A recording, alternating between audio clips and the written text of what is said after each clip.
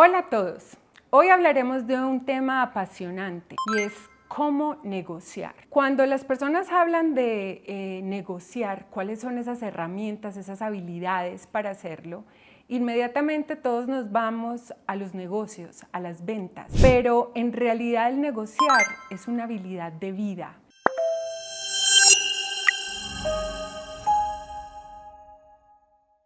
Aprender a negociar es una postura que tú debes de tener contigo mismo. Con la primera persona que uno negocia es con uno mismo. Un buen hábito o un mal hábito, eso es negociación contigo. Ahorrar o gastar es una negociación contigo mismo, donde tú sumas y restas ventajas y desventajas ante cualquier opción que tengas en la vida. Cuando tú estás decidiendo hacer una dieta, es una negociación. ¿Me como esto o no me lo como? Cuando tú quieres irte para un paseo, no gasto en esto para poder gastar en esto. Entonces, cuando empezamos a darnos cuenta que el negociar comienza con nosotros mismos, nos podemos empezar a dar cuenta qué tipo de negociantes somos. Hay diferentes formas de negociar, hay diferentes tipos. Si uno empieza a buscar a nivel de estadísticas, hay como 5 estilos de negociación. Hay negociación en donde los dos lados pierden, hay negociaciones donde un lado pierde, el otro gana, hay negociaciones donde los dos ganan, hay negociaciones donde alguien queda, digámoslo así, renuncia y no le importa. Y hay negociaciones donde los dos ganan y los dos pierden. Si tú me preguntaras a mí cuál negociación es la mejor y la más efectiva, es cuando las dos personas ganan. Pero muchas veces, dependiendo de la situación, tenemos que estar dispuestos a perder, así no ganemos.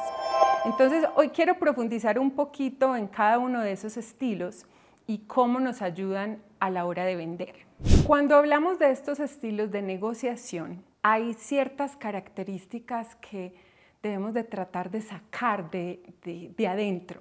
Es tener empatía, es tener la mente abierta, es tratar de ponernos en la posición del otro. Cuando se habla de negociaciones bajo la competencia, para mí los peores vendedores con los que me encuentro en mi carrera, en el día a día, son aquellos que piensan que una negociación es una lucha. Entonces, esa es una negociación tipo competencia, donde el otro piensa que tiene que ganar, donde el otro está ignorando las necesidades del otro lado. ¿Qué pasa? A medida que yo te voy hablando, tú puedes esto aplicarlo en ventas comerciales, pero también lo puedes aplicar en relaciones. Entonces, ¿cuántas veces una persona simplemente desiste y dice, sí, no estoy ganando nada, pero con tal de que se calle? Y simplemente se desiste. Entonces, es una negociación de competencia. ¿Hubo cierre de la venta? Sí, pero alguien perdió. Entonces, pregúntate, ¿así es que quieres negociar? Muchas veces, cuando tú estás en la posición de desventaja, es lo más efectivo por tu paz mental.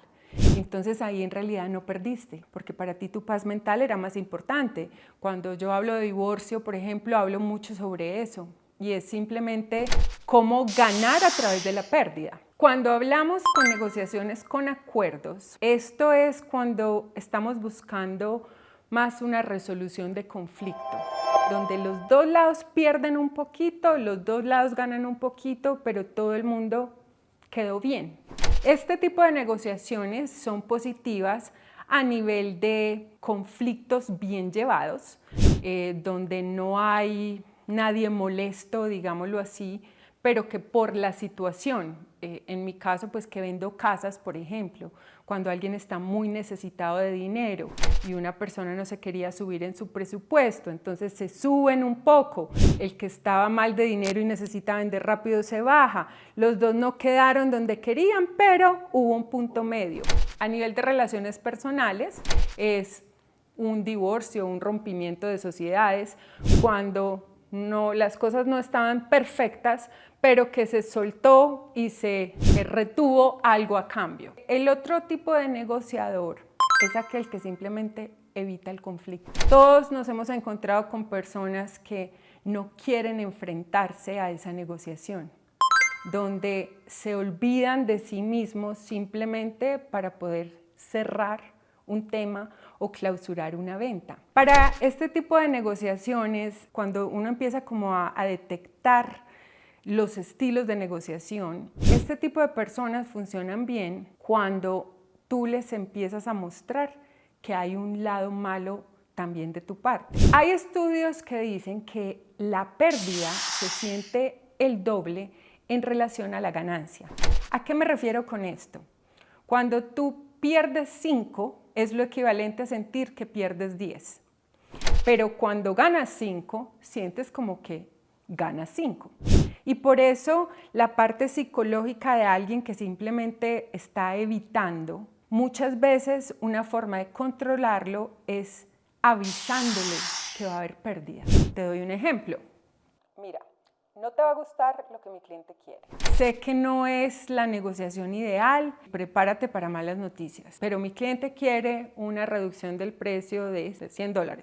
Cuando tú dices esto, la persona había llevado todo a negativo y a lo mejor se estaba imaginando 200, pero como lo preparaste, pudiste amortiguar ese sentimiento de pérdida doble. Y por eso una buena estrategia con aquellas personas que simplemente quieren evitar o evadir es prepararlos ante la pérdida. Ahora, actitudes de colaboración.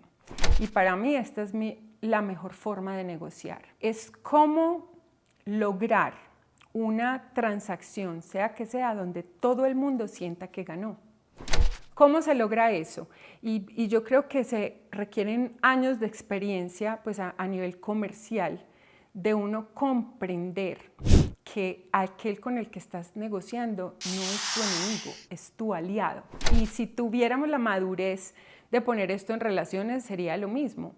Es entender que el otro quiere salir bien de la situación y que uno también quiere salir bien de la situación.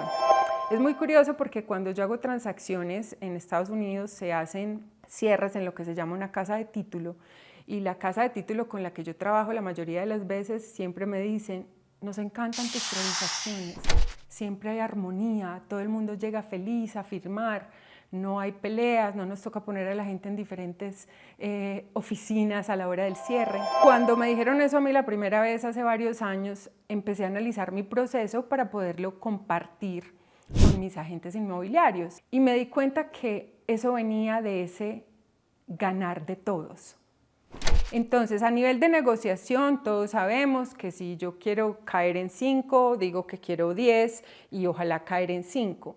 Pero cuando tú estableces que ese 5, digámoslo así, es ese número ideal, es ese punto ideal en el que tú quieres caer, hay veces la avaricia de la venta, de esa negociación, te hace llegar al 5, pero como se vuelve una pelea, ya empiezas a decidir en medio de la negociación que lo que quieres es 4.